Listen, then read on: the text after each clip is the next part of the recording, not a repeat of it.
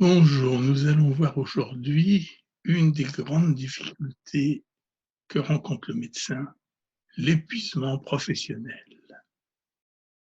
Le burn-out a été décrit par Frauenberger dans les années 80. C'est une maladie caractéristique de la relation d'aide. Elle repose sur un trépied qui comprend l'épuisement professionnel, la moitié des cas, la déshumanisation de la relation à l'autre, 16%, et un sentiment d'échec professionnel. Heureusement, seuls 2% des médecins et des soignants ont les trois items. Les phases de développement du burn-out ont été décrites par divers auteurs, dont Burich et Fraudenberger. Il y a des signes avant-coureurs, une fatigue, une lassitude, un énervement, puis progressivement une réduction de l'engagement dans sa profession, puis des réactions émotionnelles plus importantes, une baisse des capacités cognitives, puis un déclin de la vie émotionnelle et sociale qui retentit sur la vie familiale notamment, des réactions psychosomatiques et enfin un état dépressif. Le risque principal du burn-out, outre la longueur des arrêts de travail, c'est le suicide. La Maslach Burnout Inventory, MBI, est une échelle d'évaluation du burn-out. Je ne vous l'ai pas mis, mais vous avez un lien Internet qui vous permet de la passer et de la voir se corriger spontanément. Elle explore l'épuisement professionnel, la dépersonnalisation et l'accomplissement personnel. Un score élevé aux deux premières échelles et un score faible à la dernière signe l'épuisement professionnel. Essayez de passer vous-même cette échelle, vous serez peut-être surpris et il sera peut-être temps de prendre des mesures. Le burn-out est dû en partie à l'impact et à la répétition des événements de vie péjoratifs. Le médecin doit être extrêmement disponible. Il est face à un patient souvent régressif qui pourrait tout exiger de sa mère. Il y a des demandes claires du patient, puis celles de l'enfance qui n'a pas encore l'usage de la parole. D'autres facteurs sont importants.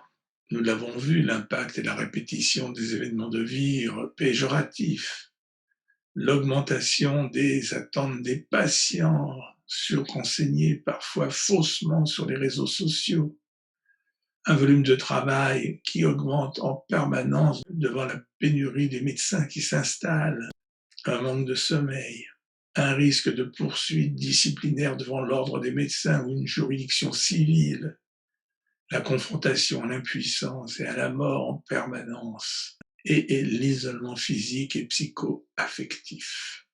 La spécificité du métier de soignant y est aussi pour beaucoup.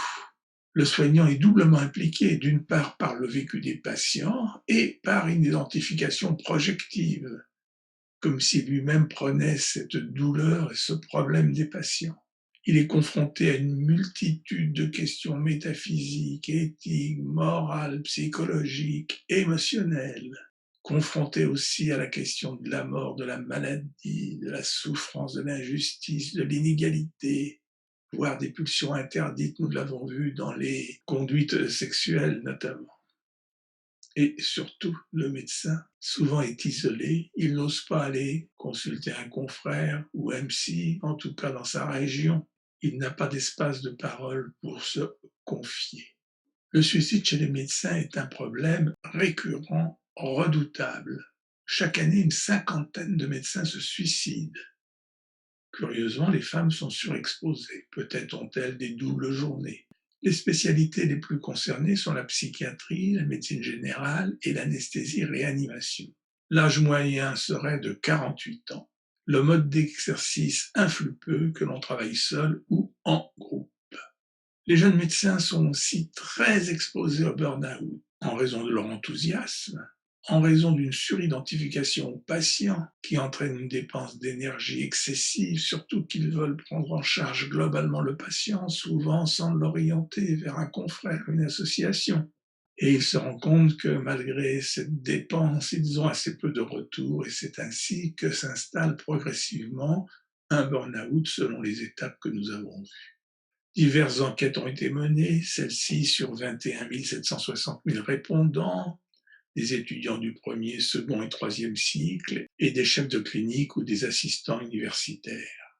66,2% de ces jeunes médecins étaient anxieux, près de 28% étaient dépressifs, 23,7% avaient eu des idées suicidaires, donc 5,8% dans le mois précédent.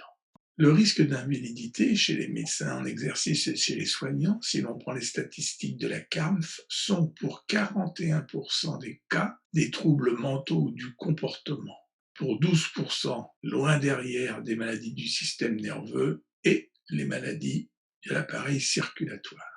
En conclusion, je dirais que les médecins doivent se confier, doivent se grouper. S'inscrire par exemple à un groupe de parole ou à un groupe Balint. Mais ils hésitent parce qu'ils ne veulent pas que leurs confrères, leurs voisins savent qu'ils sont en difficulté. Et ils ont peur que la parole réveille chez eux une souffrance cachée, voire en partie ignorée. Pourtant, cette parole est un moyen de laisser sa place à cette discordance entre l'impossibilité et l'impuissance. Je vous remercie pour votre attention.